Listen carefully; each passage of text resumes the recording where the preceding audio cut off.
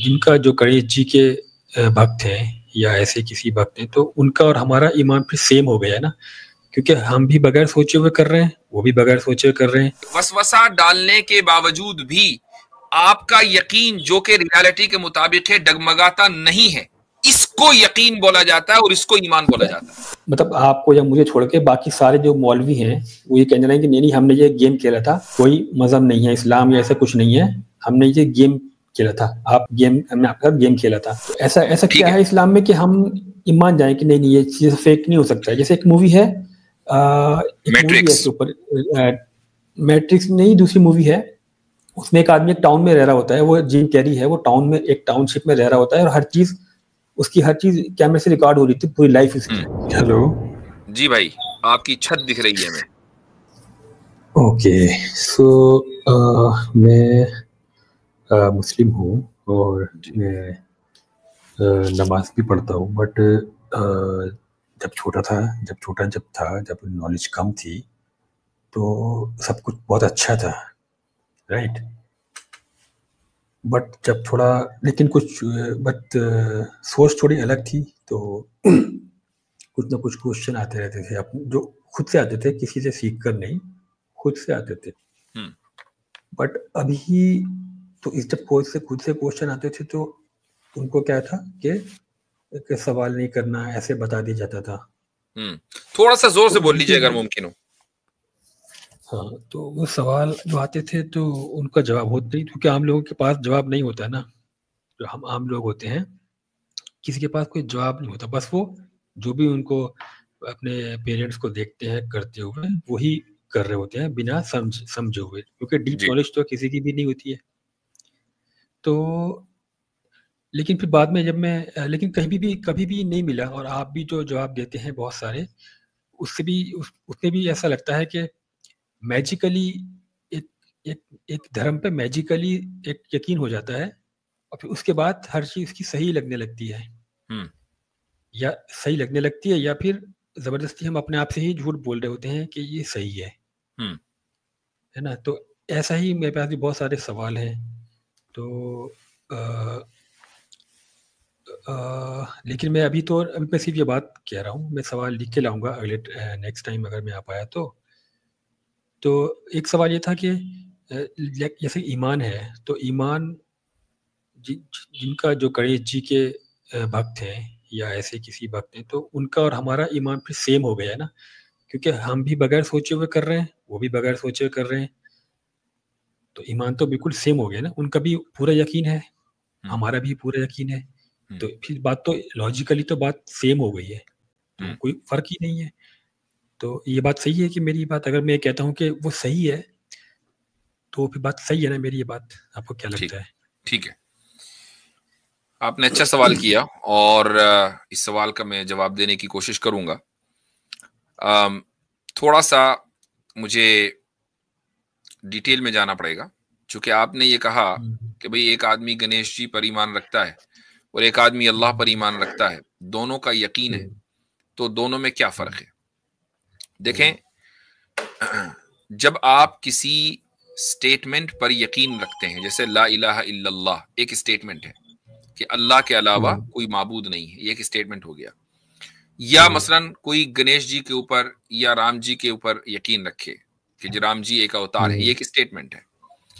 तो वो स्टेटमेंट, अब उसमें दो पॉसिबिलिटीज हैं। पहली पॉसिबिलिटी तो ये है कि उसके गलत होने का इम्कान हो, वो गलत हो सकता हो, वो सही है लेकिन गलत भी हो सकता है। और एक पॉसिबिलिटी ये है कि वो गलत नहीं हो सकता भाई, है ना। तो ये दो पॉसिबिलिटी है, तीसरी नहीं है। अगर मान लीजिए कोई स्टेटमेंट ऐसा हो जो गलत हो सकता हो, आप कह रहे हैं कि जी राम जी ईश्वर के अवतार हैं, लेकिन ऐसा भी हो सकता है कि नहीं है, तो क्या आप इसको ईमान मानते? ये ईमान नहीं है, ये ईमान नहीं है, ये असम्पशन है।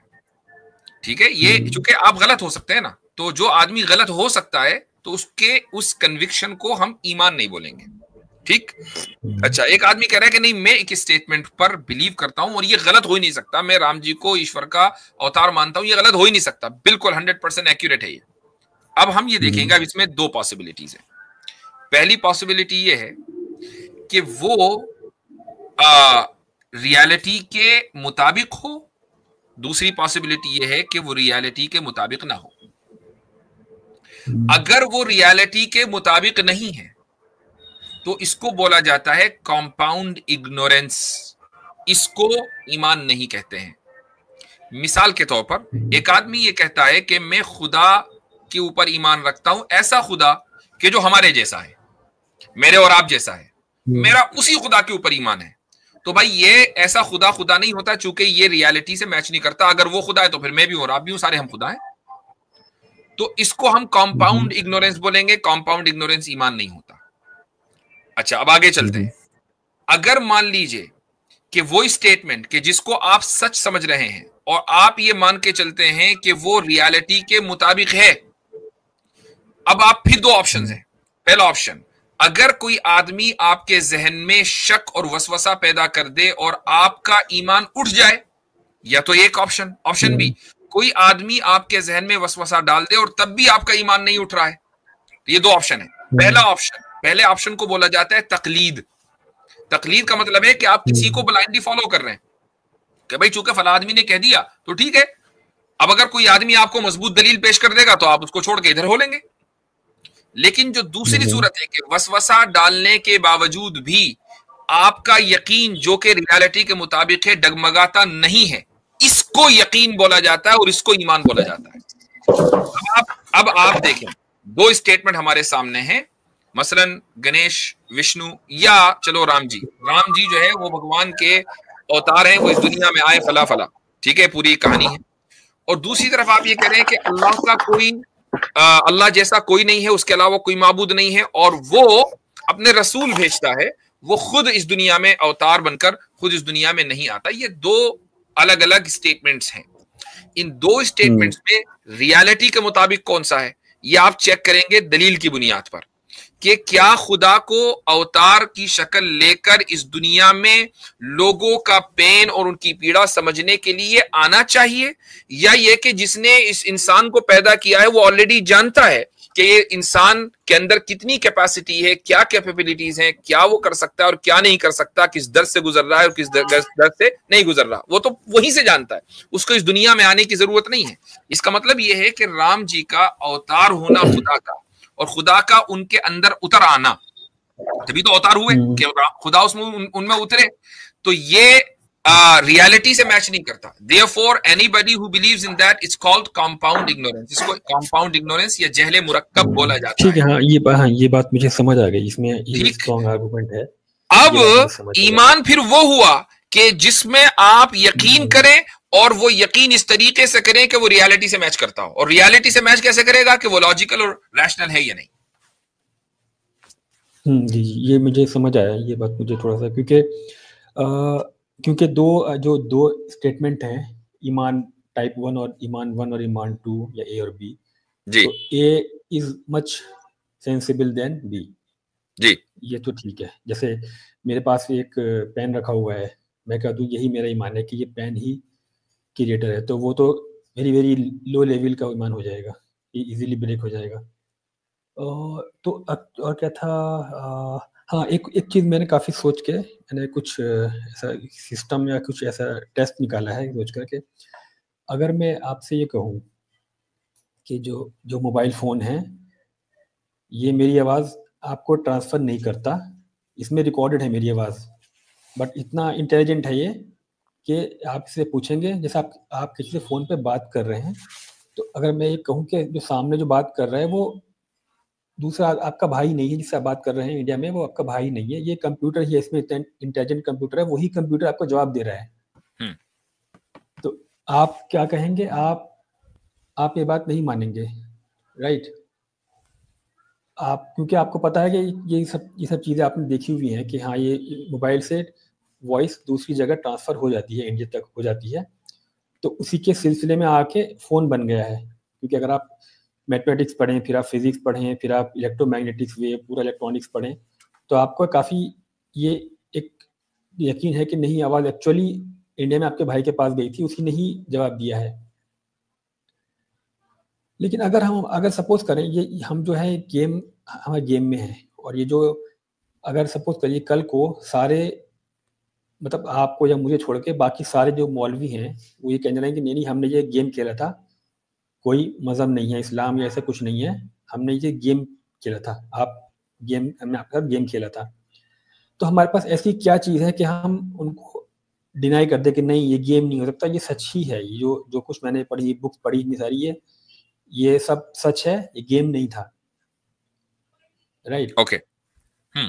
तो ऐसा क्या है इस्लाम में कि हम ईमान जाएं कि नहीं ये चीज़ फेक नहीं हो सकता है। जैसे एक मूवी है, मैट्रिक्स, मैट्रिक्स नहीं, दूसरी मूवी है, उसमें एक आदमी एक टाउन में रह रहा होता है, वो जिम कैरी है, वो टाउन में एक टाउनशिप में रह रहा होता है, और हर चीज़ कैमरे से रिकॉर्ड हो रही थी, पूरी लाइफ उसकी। और वो पूरी मूवी में जो है उसको बाद में मालूम होता है कि ये टाउन पूरा फेक टाउन है, और ये सब मुझे रिकॉर्ड कर रहे थे, मेरे साथ एक एक्सपेरिमेंट हो रहा था मेरे साथ। तो अगर हम ये कहें कि मेरे साथ ये एक्सपेरिमेंट हो रहा है कि ये इस्लाम धर्म है और ये सब है, बाद में आके सब बोले, तो मेरे पास क्या चीज़ ऐसी रहेगी कि मैं कह दूंगा नहीं यू आर नॉट, ये फेक नहीं किया आपने, सच में ही ऐसा है। तो ऐसा मेरे पास क्या है ऐसी चीज़? चले मैं उसी मूवी का हवाला देता हूँ, नाम तो मुझे याद नहीं है, लेकिन उसके कुछ हिस्से मैंने देखे हैं, इसलिए मैं समझ गया कि कौन सी मूवी की आप बात कर रहे हैं। उस मूवी में ये बताइए कि क्या उस बंदे के साथ कोई चीज ऐसी हो रही थी जो अनयूजुअल हो रही हो? मसलन उसका पूरा शो है वो बचपन से जवानी तक के, राइट? उसमें द ट्रूमैन शो 1980, ट्रूमैन, हाँ 90s में बनी थी वो, हाँ ट्रूमैन शो, ओके।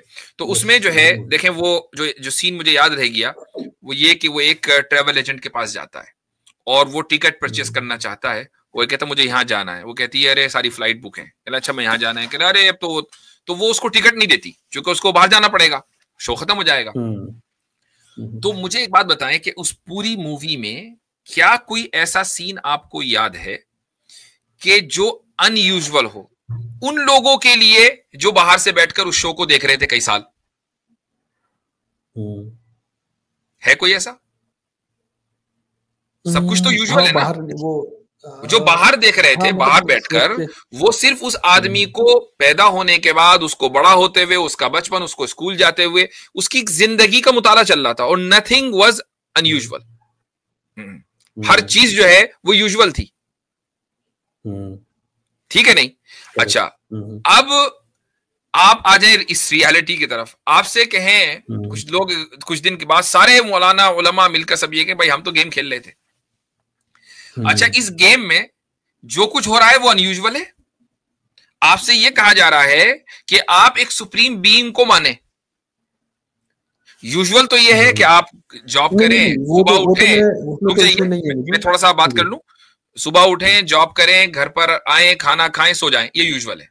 अनयूजुअल ये है कि आप नमाज पढ़ें, हज पे जाएं, उम्रा करें, ज़कात दें, सुप्रीम बीइंग को माने। अच्छा, जो गेम खेल रहा है उसको ना माने। भाई जो गेम खेल रहा है वो तो खुद मनवाएगा ना अपने आप को, उसको तो वो तो कह रहा मुझे ना मानो, सुप्रीम बीइंग को मानो, मुझसे ना मांगो, उससे मांगो। जो गेम का डिजाइनर है उसका कहीं प्रॉफिट नहीं है, वो तो सबसे पहले अपनी इबादत करवाता ना, वो नहीं करवा रहा है। हाँ ये ठीक है बात, ये बात आप देखें कि जो उस वीडियो में जो शो बनाने वाले थे, सबसे ज्यादा प्रॉफिट उन्हीं का था ना। नहीं, हम जो जिम कैरी के पर्सपेक्टिव से मैं कह रहा हूँ कि मैं जिम कैरी हूँ, और जितने भी रिलीजियस पीपल हैं, क्योंकि उनको भी नहीं पता ना, क्योंकि अल्टीमेटली तो मुझे लगता है अल्टीमेटली आंसर है नहीं इसका, कहीं ना कहीं आपको है। आपने जो एनालॉजी की है वो इसलिए गलत है कि जो शो बनाने वाले थे, उसका नाम बताएं दोबारा। Jim Carrey Truman show. हाँ, तो जिम कैरी जो कैरेक्टर है तो उसको नहीं पता था, लेकिन जिन्होंने शो बनाया उनको तो पता था कि शो है। जो लोग लाखों की तादाद में दुनिया में उस शो को देख रहे थे उनको तो पता था कि ये शो है, ठीक है। अच्छा, उस शो के अंदर हर बंदे को पता था सिवाय जिम कैरी के। अगर हर बंदे को ना पता होता तो वो ट्रेवल एजेंट उसको टिकट बेच चुकी होती, उसने तो नहीं बेचा। तो अब एक ही बंदे के साथ गेम खेला जा रहा है। अब आप मुझे बताएं कि क्या ये मुमकिन है कि दुनिया के जितने भी उलमा हैं और हर मजहब के धर्मगुरु हैं वो सारे मिलकर 8 बिलियन से ज्यादा जो हमारी दुनिया में मौजूद इस वक्त लोग हैं वहां, और इससे पहले जो बिलियंस हैं, उसके बाद जो बिलियंस आएंगे, सब के साथ गेम हो रहा है भाई, किसी को पता नहीं चल रहा है। कोई जिम कैरी बनकर समंदर के रास्ते से उस शो गेम से निकलना ही नहीं चाह रहा है। कोई तो हिम्मत करे ना। सही है आपकी, ये ठीक है ये बात। लेकिन मैं हजरत एक बात और भी तो है इसमें, एक बात ये भी है इसमें, एक मिनट अगर इस गुफ्तगू के बाद लोग मुझे मूवी क्रिटिक समझ लेंगे, कहेंगे मुफ्ती साहब जो ना मूवी अभी देखते हैं। हालांकि ऐसा नहीं है, मैंने उसके 2-4 ही छोटे छोटे क्लिप्स देखे हैं जी। इसमें ये बात भी तो अहम है कि जो जिम कैरी का नाम बताया जा रहा है मूवी में, वो बंदा, और यहाँ जो एनालॉजी दी जा रही है, यहाँ पे आलिम, उलमा, धर्मगुरु, और यहाँ तक कि हमारे भाई भी उसी मुआसरे में हैं जिस मुआसरे में गेमर भी है और प्लेयर भी है, सारे साथ पैदा हो रहे हैं, मर रहे हैं, सब इकट्ठे हो रहा है। कोई अलग सी दुनिया नहीं बसा रखी, जबकि उसके लिए तो अलग सी दुनिया बसा रखी थी एक, जहाँ से वो ना निकल सकता था और ना। ये एनालॉजी दे रही, मैंने सिर्फ एनालॉजी दी है, मतलब मैं एक सिर्फ थ्योरेटिकल एक प्रॉब्लम पोज की है, थ्योरेटिकली शॉर्ट टाइम के लिए, जस्ट एज्यूम के ऐसा है, तो इसके बाहर आने। अब मैं एक और दूसरे कहता हूँ कि जो जितने भी रिलीजन हैं, जैसे मैं मानता हूँ कि कोई है, क्योंकि मैंने नमाजें भी पढ़ी हैं, नफिल भी बोले हैं, मुझे बहुत कामयाबी मिली है, ठीक है, तो मुझे मिली है कामयाबी जिसने दुनिया बनाई है उसकी तरफ से, उसमें कोई डाउट नहीं, मुझे कोई बनाने वाला कोई है ना, उसमें तो मुझे उस इशू नहीं है, मुझे वो लॉजिक भी लगता है, मुझे मतलब एक्चुअली मेरी everything is about my feeling, कि मुझे ये शुगर ज़्यादा मीठी लग रही है, सेकंड पर्सन को वही शुगर कम मीठी लगेगी, तो ऐसे ही मेरी जो फीलिंग है, आई एम सेटिस्फाइड, मेरा क्वेश्चन है ही नहीं कि क्रिएटर नहीं है, क्रिएटर है जो भी है। और दूसरी बात, लेकिन रिलीजन कि वो क्रिएटर है, उसने कहा मुझे मेरी ये इबादत करो, मैं करता हूँ, वो अलग है, लेकिन मेरा क्वेश्चन है ये। और तो ये थोड़ा सा ऐसा है कि तो थोड़ा इतना मुझे इतना सेटिस्फाई मैं नहीं हूँ कि उसको वो ये मतलब वो क्यों चाहेगा। ये बहुत सारे क्वेश्चन है। ये क्वेश्चन ये भी है कि जितने भी, जैसे कोई प्रॉफिट आया है, कोई अवतार है, तो हम ये कहते हैं मौजज़ा कर पाते हैं, वही प्रॉफिट होते हैं। तो अगर ये सारा खेल एक एलियंस का रचाया हुआ है, सपोज कर लें, मुझे भी कर सकता है, वो बहुत अच्छी बुक भी लिख सकते हैं हमारे ब्रेन, क्योंकि वो हमारे ब्रेन को स्टडी करके उनको पता है कि हमारे ब्रेन को क्या चीज़ अजीब लगेगी। जब अगर हम अपना ब्रेन को समझ जाएंगे, जैसे ऑप्टिकल इल्यूजन होते हैं, हम देखते हैं ऑप्टिकल इल्यूजन को, हमारा ब्रेन उसके आगे धोखा खा जाता है, तो स्टडी करके ऑप्टिकल इल्यूजन बना सकते हैं हम खुद लोग। तो एक ऐसे लोग जिन्हें हमारे माइंड को स्टडी कर लिया है, वो भी हमें कुछ ऐसा कुछ पोज कर सकते हैं। क्रिएटर है, उन सब उनके ऊपर भी क्रिएटर है, जो कि वो जो मैं समझ गया हूँ। देखें, आपकी जो बात है ना, आपकी ये फिलॉसफी से जी, ये एक फिलॉसफी से पर डिपेंड करती है, जिसको बोला जाता है स्केप्टिकल फिलॉसफी, है ना, स्केप्टिसिज्म है ये। उसकी 3 ब्रांचेस हैं। पहली ब्रांच है फायरोनियन स्केप्टिसिज्म, दूसरी ब्रांच है एंशिएंट स्केप्टिसिज्म, तीसरी ब्रांच है एकेडमिक स्केप्टिसिज्म। ये तीनों ब्रांचेस जो हैं वो स्केप्टिकल फिलॉसफी के अंदर आती हैं। आप इन तीनों में से जो फायरोनियन स्केप्टिसिज्म है उससे मुतासिर हैं, चाहे आपने इस फिलॉसफी को ना पढ़ा हो। जो ये कहते हैं कि इनफैक्ट फायरोनियन नहीं बल्कि आप एंशिएंट स्केप्टिसिज्म से मुतासिर हैं, जो ये कहते हैं कि भाई नथिंग इज रियल, जो कुछ है वो फेक है, और हम एक बहुत बड़े सॉफ्टवेयर का हिस्सा हो सकते हैं जिसको एलियन ने मिलकर डिजाइन किया हो। करेक्ट, ये भी ठीक है। और आप पहले शख्स नहीं हैं जिसने ये बात कही है, बल्कि 2017 में इलॉन मस्क ने इस तरह की एक बात कही थी कि हो सकता है कि हम एक बहुत बड़े सॉफ्टवेयर का हिस्सा हों, ठीक है, और उस सॉफ्टवेयर को किसी सुपीरियर बीइंग ने, जो कि एलियंस हो सकते हैं, उन्होंने बनाया हो। 2 मशहूर फिजिसिस्ट थे जिनका नाम मेरे जहन से निकल रहा है इस वक्त, उन्होंने इलॉन मस्क के खिलाफ बाकायदा एक आर्टिकल लिखा था कि इतने बड़े सॉफ्टवेयर को बनाने के लिए इस कायनात में जितनी एनर्जी चाहिए वो एनर्जी हमारे पास है नहीं। यानी according to the laws of physics जो सॉफ्टवेयर की आप बात कर रहे हैं वो पॉसिबल नहीं है कि इतना बड़ा सॉफ्टवेयर बन जाए। तो बाकायदा उसके ऊपर एक आर्टिकल है, जो आर्टिकल मैंने चंद साल पहले पढ़ा था। तो इसलिए ये समझना, तो अगर आप इस फिलॉसफी से मुतासिर है ना, तो फिर आप उसको सिर्फ धर्म या रिलीजन या मजहब पर अप्लाई ना करें, बल्कि फिर वो हर चीज पर अप्लाई करें। फिर आप ये भी कहें कि हो सकता है मैं भी रियल ना हूं, मैं एक कार्टून कैरेक्टर हूं, मेरे वालिदैन रियल ना, वो भी कार्टून कैरेक्टर हूं। एक्चुअली हाँ, इसके ऊपर मैंने एक बात सोची है। और आपने यकीनन मैट्रिक्स फिल्म भी देखी होगी। जी जी, है ना, ये आपका आइडिया वहीं से आया हुआ है, मैट्रिक्स से। मैट्रिक्स पांचों देख लिए या पहला ही देखा था? और है, हाँ, मुझे ये तो बता दे। जैसे कि हाँ देखा है मैंने, वो देखा भी है, कुछ पहले भी था एक्चुअली। वो ल्यूसिड ड्रीमिंग भी मैंने की है, ल्यूसिड ड्रीमिंग। तो अब आप देखें उस मैट्रिक्स में क्या होता था, उसमें वो जो बंदा है वो उस सॉफ्टवेयर से निकलने की कोशिश कर रहा है ना, और उसके पीछे एजेंट लगे हुए हैं।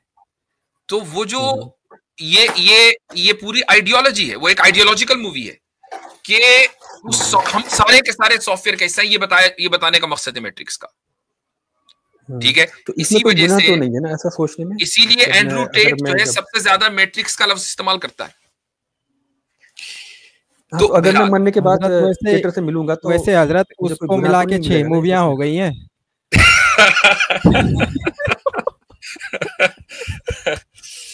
जी अच्छा, इन्होंने पूछा कि क्या ये गुनाह तो नहीं है? नहीं, ये गुनाह नहीं है, ये वसवसा है, ये एक शैतानी वसवसा है। इस ताल्लुक से आप एक तो ये कि नमाज ना छोड़ें, आप जिक्र अस्कार की पाबंदी करें, नफल नवाफिल पढ़ते रहें, इंशाल्लाह ये चीजें खत्म हो जाएंगी।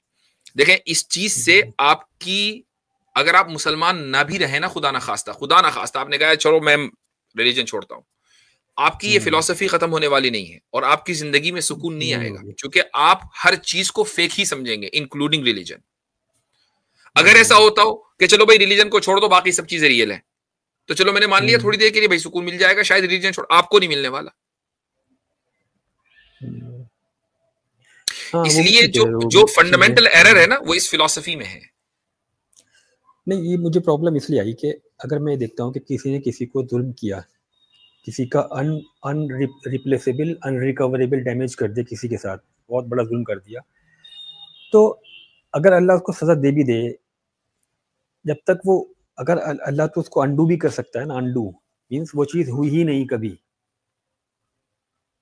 है ना। ये एक अलग मौजू है मेरे भाई, ये एक अलग मौजू है कि अल्लाह उसको अंडू कर सकता है या नहीं कर सकता, कि वो चीज कभी हुई नहीं। अल्लाह ताला को इसके ऊपर कुदरत है, लेकिन असल ये है कि अल्लाह ताला की सिर्फ जात नहीं है, उसकी सिफात भी है। अल्लाह ताला की सिफात में जहां अदल है यानी इंसाफ है, वहीं अकाउंटेबिलिटी करना भी है, कि वो लोगों को अकाउंटेबल करे, उनको जिम्मेदारी हो कि वो क्या करके आए हैं क्या नहीं। अगर हर चीज को अंडू कर दिया जाए ना, तो फिर अकाउंटेबिलिटी का जो कॉन्सेप्ट है वो खत्म हो जाएगा। और मैं एक चीज ये भी बता दूं, कि इस दुनिया में हर आदमी जुल्म करेगा ये सोचकर के खुदा तो अंडू कर देगा नहीं। जिस पे जो मजलूम है उसके पॉइंट ऑफ व्यू से तो उसको इंसाफ, अगर जिसने जुल्म किया है वो कितना ही सजा दे दो उसको, बड़ी से बड़ी, बट जिस पे जुल्म हुआ उसको तो जुल्म हो गया ना, वो तो, उसको तो एक ही तरीका है कि वो अंडू हो जाए। जैसे वो सोकर उसे पता चले कि ओके ये सब ख्वाब में हुआ था। ऐसा नहीं है। मैं आपको बताऊं कि अगर आपको उससे बेहतर दे दिया जाए, मसलन एक मिसाल देता हूं, एक आदमी की शादी हुई और उसको निहायत ही खराब बीवी मिली जो उसके ऊपर बेइंतहा जुल्म करती थी, ठीक है, और उसको मेंटल हरास करती थी, और वो फिर शादी सेपरेशन के ऊपर खत्म हो गई, सेपरेशन हो गया, दोनों के रास्ते अलग अलग हो गए, उसकी फिर दोबारा शादी हुई, अब उसको जो बीवी मिली वो हूर जैसी मिली। तो मुझे एक बात बताएं कि क्या अपने उस जुल्म को, जो उसके ऊपर जुल्म हुआ है, वो ये नहीं सोचेगा कि यार अच्छा हुआ कि मैंने उसको छोड़ दिया था और मैं अपनी जिंदगी में आगे बढ़ गया था और मेरी जिंदगी में हूर जैसी बीवी आ गई, है ना। तो वो जो जुल्म हुआ है, उस जुल्म को वो ये समझेगा कि अगर वो ना होता तो ये ना मिलती, उसका होना जरूरी था। मतलब कुछ जुल्म ऐसे भी होते हैं कि वो नहीं हो तो ज्यादा अच्छा है। जब तक के ईवल नहीं आएगा, एक दरवाजा बंद नहीं होगा ना, तो दूसरा दरवाजा नहीं खुलेगा। दूसरे दरवाजे खुलने के लिए पहला दरवाजा तो बंद होना जरूरी है। बाज मर्तबा जब दरवाजा बंद होता है तो हम ये समझते हैं कि जुल्म हो गया, लेकिन फिर आगे चलकर एहसास होता है कि उसका बंद होना बहुत जरूरी था। ठीक है जी जी जी, बाकी गुफ्तगू आपसे आगे भी करेंगे इंशाल्लाह। जी जी जरूर जी, ठीक है, चलें।